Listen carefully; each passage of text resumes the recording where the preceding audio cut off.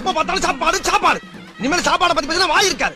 So hi guys, இன்னைக்கு நம்ம எங்க வந்திருக்கோம்னு பாத்தீங்கன்னா அம்மா ஸ்பைசி பூச்சோங். ஐட்டம் தான் குறவா இருந்தாலும் அதோட ருசி இருக்கு. இன்னைக்கு நம்ம மோர் ஐஸ்ல இருந்து ஆரம்பிக்கலாம். இவங்களோட மோர் பாத்தீங்கன்னா அதுல இருந்த தயிர் ரொம்பவே திக்காவும் ருசியா இருந்துச்சு. இருக்கிற சூட்டுக்கு சீரா பைஸ் தான். ஆளுக்கு என்னதான் குடிச்சாலும் லஸ்ஸி மாதிரி வருமா. இன்னைக்குள்ள ஐட்டம் இறால் சட்டி சோறு. நீங்களே பாருங்க அவங்களோட ப்ராப்ளம் எவ்வளவு பெருசா இருக்குன்னு. இந்த சட்டி சோறுல கறி நல்லா திக்கா இருக்கு. சோறு மட்டும் சாப்பிடலாம், அப்படி ஒரு ருசி.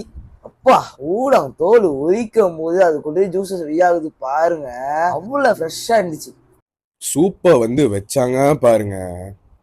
ஓப்பா அப்படியே எடுத்து குடிச்சோன்னு அப்படியே சுருன்னு இருந்துச்சுங்க. செம்ம டேஸ்ட்.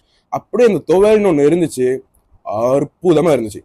அப்படியே இந்த ஊறுகாய்னா சொல்லவா வேணும், வாயில வச்சோன்னு மெல்டிங் தான். அப்புறம் இந்த கறி, இந்த துவையல், இந்த கீரை எல்லாத்தையும் போட்டு சோறுல வச்சு சாம்பார் வச்சு பிசைஞ்சு ஒரு அடிச்சேன் பாருங்க, என்ன அடிச்சு தூக்கிருச்சுங்க. செம்மையா இருந்துச்சு.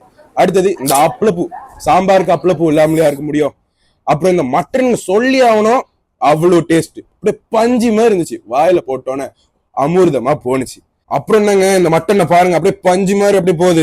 இந்த கோழியை பாருங்க, நான் ஏற்கனவே கோழி வெறியன், அதை சாப்பிடும் போது அமிர்தமா உண்மையால இருந்துச்சு.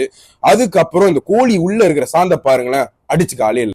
வெஜிடேரியன் லவர்ஸ், இது உங்களுக்கான பார்ட். நான் பாத்தீங்கன்னா ஒரு சைவ பிரியாணியை எடுத்துட்டு அவங்களோட வெஜ் சிக்கன் அண்ட் வெஜ் மட்டனை ட்ரை பண்ணேன். எனக்கு யூஸ்வலாவே வெஜிடேரியன் சாப்பாடுனா பிடிக்கும். அதுவும் அம்மா ஸ்பைசியோட வெஜிடேரியன்னா சொல்லவே வேணாம்.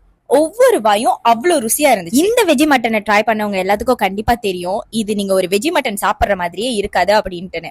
ஓவரா வெஜிடேரியன் போக கூடாதுன்ட்டுன்னு இந்த ஒரு முட்டைக்கறியை சேர்த்து வச்சு பிரியாணில சாப்பிட்டேன். வாயில அந்த சோறை வச்சுக்கிட்டு அதுல நடுவுல அந்த பப்படத்தையும் கொஞ்சம் கடிச்சிட்டு சாப்பிட்டு பாருங்க. அதோட முடிச்சிடலான்னு பார்த்தனா அவங்க கடையில பெஸ்ட் செல்லர் பாதாம் மில்க்னு போட்டிருந்தாங்க. சும்மா இருப்போமா, அதையும் ட்ரை பண்ணுங்க.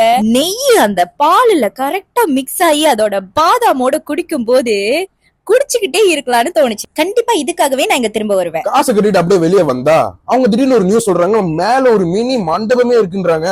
அப்பா எவ்வளவு பெருசுக்கு இருக்கு. மட்டமா இருக்கு, லைட்டிங்கும் சரி, பெயிண்டிங்கும் சரி, சந்திய மச்சா பூங்கா மாதிரி இருக்கு. ஃபேமிலியோட ஸ்மால் செலிப்ரேஷனுக்கு இந்த பிளேஸ் சூட்டபிள். கண்டிப்பா எல்லாரும் வந்து சப்போர்ட் பண்ணுங்க. அம்மா ஸ்பைசி.